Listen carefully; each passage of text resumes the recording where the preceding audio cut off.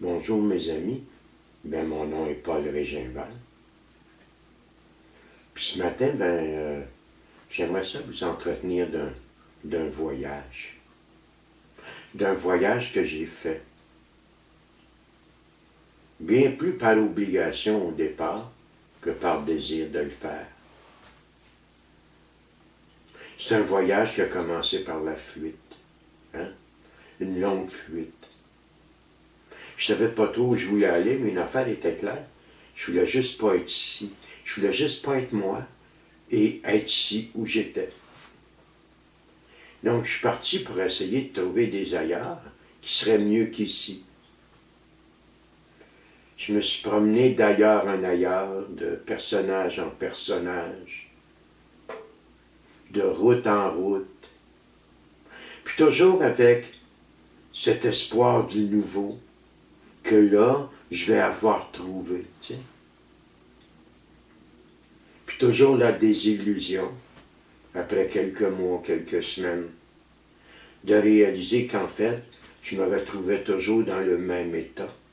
L'air que je respirais goûtait toujours la même chose, puis que rien n'avait changé. En fait, la première motivation de mon voyage, c'était une motivation de fuite. La deuxième, c'était je veux plus souffrir.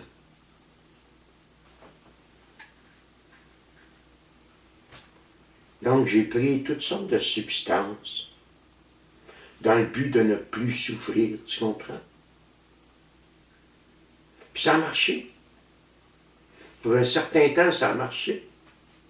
L'alcool, moi, ça m'a beaucoup aidé à vivre, c'est un sédatif.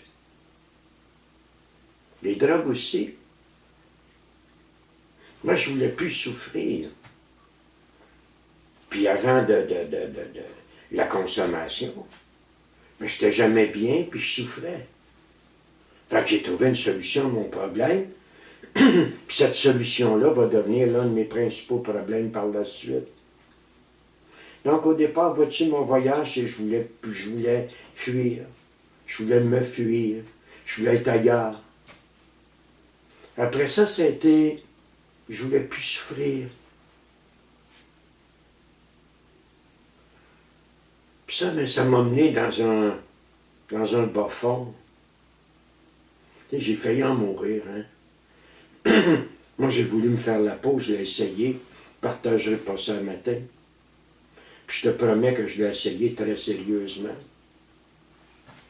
Mais ça a l'air que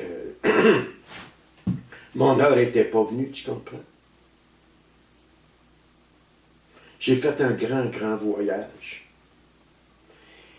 Puis les 2 premiers volets de ce voyage-là, entre toi et moi, ils n'ont pas été... c'est pas le fun. Je me promenais, comme je te disais tantôt, d'espoir en désespoir, d'illusion en désillusion, de personnage en personnage, d'ivresse en ivresse, sans jamais être capable de fuir, changer, améliorer véritablement mon état d'être. J'ai eu beaucoup de plaisir. Beaucoup de choses m'ont donné du plaisir. Mais le plaisir, c'est pas la joie. Hein? On fera une conférence, pas une conférence, mais, pardon, une petite vidéo là-dessus à un moment donné. Donc au départ, je voulais me fuir. Après, je voulais plus souffrir. Puis un petit peu plus loin, j'ai rencontré des gens que leur expérience me disait qu'ils étaient passés à la même place que moi et qu'eux étaient parvenus à être heureux. Non seulement à plus souffrir, mais à être heureux. Permets-moi de te dire que j'en ai douté, là, mais je me devais de constater, parce que ce que ce monde-là dégageait, ce qu'il vivait, que ça semblait être bien réel. Puis j'ai eu envie d'obtenir ce qu'ils avaient. Donc, vois-tu, mon premier voyage, c'était de me fuir. Aller ailleurs, j'étais pas bien. Le deuxième volet, c'était ne plus souffrir. Puis là, au début de la trentaine, j'arrivais avec un désir sincère d'être heureux. Puis là, regarde-moi bien dans les yeux comme il faut, là. Sans savoir ce que c'est être heureux, sans savoir comment être heureux.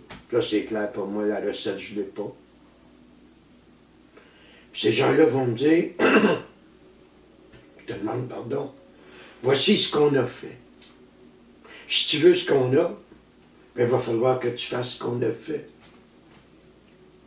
Donc, j'ai décidé d'entreprendre une démarche. Une démarche en profondeur. C'était pas la première. Sauf que c'était la première de ce type-là. J'ai décidé d'entreprendre une démarche au travers un mode de vie, une façon de se vivre, en 12 étapes. J'ai décidé que je voulais ce qu'ils avaient. De toute façon, je ne croyais plus à la fuite, puis je ne croyais plus à l'ivresse. La mort n'avait pas marché. Fait que j'avais quoi à perdre, moi? J'ai fait un long voyage.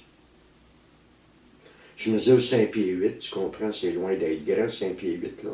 C'est une taille moyenne pour un gars des années 50. Mais 5 pieds 8 à l'intérieur, c'est l'infini, comprends-tu? Ce voyage-là, il ne se finira jamais.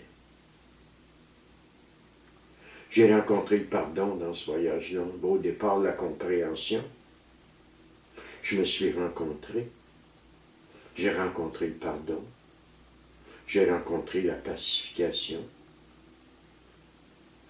Mais j'ai surtout rencontré Dieu. J'ai rencontré ce qu'est l'amour.